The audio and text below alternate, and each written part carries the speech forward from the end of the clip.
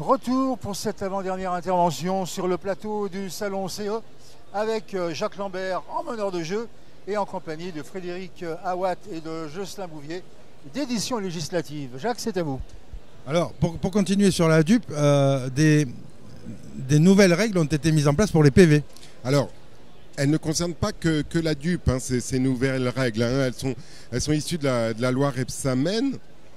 Et on a voulu encadrer le temps dont disposait le secrétaire de tout CE et le secrétaire de toute DUP pour faire son PV. Parce que au moment de la loi Rebsamen, le patronat avait tendance à dire que les CE avaient un retard énorme dans la rédaction des PV et donc dans leur adoption, et que ça retardait la mise en œuvre des projets de l'entreprise. Moi, de ce que je peux voir dans les CE, les secrétaires sont quand même assez rigoureux et s'efforcent de faire leur PV d'un mois sur l'autre pour informer le plus rapidement possible les salariés. Toujours est-il que maintenant, le Code du travail, depuis la loi Rebsamen, prévoit que le secrétaire du CE a 15 jours pour faire son PV et pour le diffuser auprès de la direction après la réunion. Donc ça veut dire qu'une fois qu'il sort de la réunion, très vite, il doit faire son projet de PV. Il doit l'envoyer aux autres élus pour relecture, pour se mettre d'accord sur le contenu, et ensuite l'envoyer à la direction. Donc il a 15 jours, c'est à J+15 que son PV doit être fait. En revanche, la validation du PV, elle se fait toujours dans la réunion du CE suivante. Oui, toujours, de toute façon, et ça n'a pas changé. Le PV ne peut être diffusé dans l'entreprise que s'il a été adopté par la majorité des membres du comité. Ce qui n'interdit pas au comité de faire un petit flash d'informations sur les sujets particulièrement importants, même si le PV n'a pas été adopté, ça l'employeur ne peut pas l'interdire. Oui, justement, c'est vraiment le point clé, c'est-à-dire que même lorsque le CE et le secrétaire est très vigilant sur les délais et qu'il valide ce PV un mois sur l'autre, il faut bien voir que le CE est là pour informer et représenter les salariés.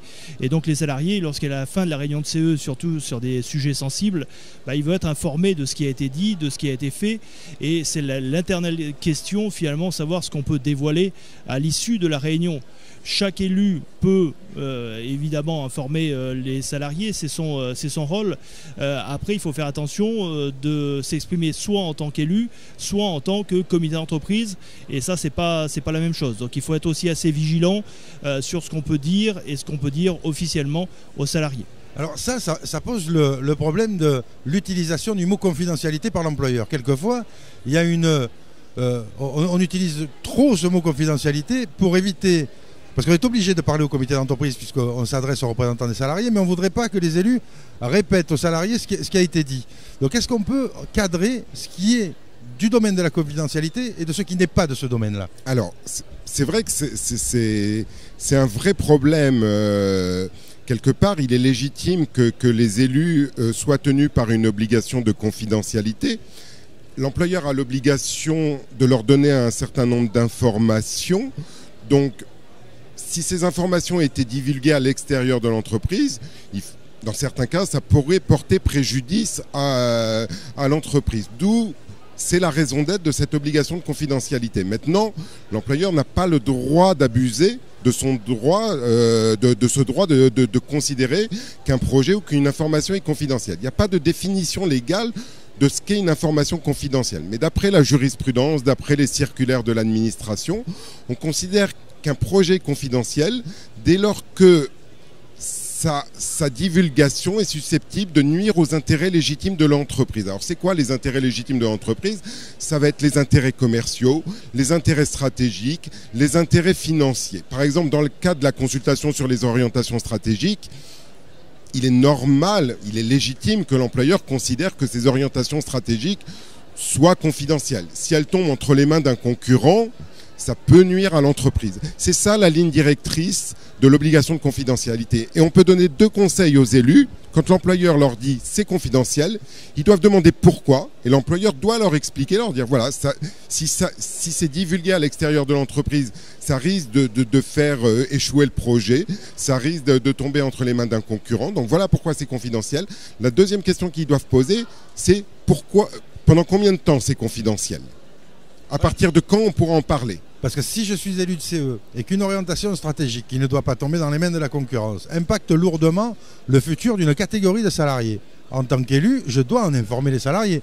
Pourtant, c'est confidentiel. Donc là, on est un peu sur un fil où on peut tomber d'un côté ou de l'autre si on y prend garde. L'obligation de confidentialité, c'est vrai qu'elle empêche les élus d'aller voir les salariés, de leur parler d'un projet ou des orientations stratégiques dans l'entreprise. D'où l'importance de demander pendant combien de temps ça l'est. Après, et c'est là où le rôle économique du CE est central, c'est que si les élus lisent dans la presse économique ou entendent une interview de leur PDG parler d'un projet, le lendemain en réunion de CE, on ne peut pas leur dire que c'est confidentiel. Dès lors que c'est su dans le public, on ne pourra pas prétendre que c'est confidentiel dans l'entreprise. Et d'ailleurs, le fait d'apprendre une information concernant son entreprise dans les journaux économiques, avant d'avoir consulté le comité d'entreprise, ne constitue plus un délit d'entrave. Pas forcément, c'est vraiment du cas par cas. Ce qui serait susceptible de constituer un délit d'entrave, c'est le fait que la décision ait été prise avant de consulter le CE. C'est vraiment du cas par cas. Fut un temps, je connais des élus de comité d'entreprise, des délégués syndicaux, qui étaient abonnés aux journaux financiers et qui traquaient les informations sur leurs entreprises pour le mettre sous le nez de leur employeur en disant là, tu n'as pas informé les représentants des salariés, et ça ne l'est plus, il y a une jurisprudence. Si le PDG de l'entreprise expose un projet totalement ficelé dans une interview, là oui, il est facile de prouver que le projet a été totalement décidé avant consultation du CE, il y aura délit d'entrave. Juste un petit mot justement, ça paraît évident, mais qu'entend-on par consultation du CE? Consulter, c'est donner un avis. Et ça, c'est vrai que souvent les directions l'oublient. Souvent les directions considèrent que c'est la pure forme et que le projet, justement, n'en est plus un et que la décision est déjà prise et qu'on vient, pour la forme et pour le rédiger, le procès-verbal, entériner l'opération. Donc n'oublions pas que consultation, c'est consulter avant le projet et demander l'avis, même s'il n'est pas forcément pas s'imposer en tant que tel à l'employeur, mais il faut vraiment prendre en considération la procédure de consultation. Alors j'en profite pour rappeler aux élus de CE que l'avis qu'ils donnent doit être motivé et éclairé. Ce qui veut dire que lui, l'employeur, ce qu'il arrange, c'est que vous donniez un avis. Une fois que vous allez, il fait ce qu'il veut. Et que ça ne se limite pas à favorable, défavorable, pour ou contre. C'est pourquoi, en ayant eu réponse à toutes les questions au préalable qu'ils ont pu poser. Ça, c'est fondamental. Et beaucoup de CE ne se rendent pas forcément compte. C'est que dire positif, négatif, favorable, défavorable, pour, contre... Pire, oui. Sous réserve. Alors ça c'est le pompon. Et sous réserve de quoi?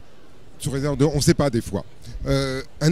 Émettre un avis, c'est émettre une opinion.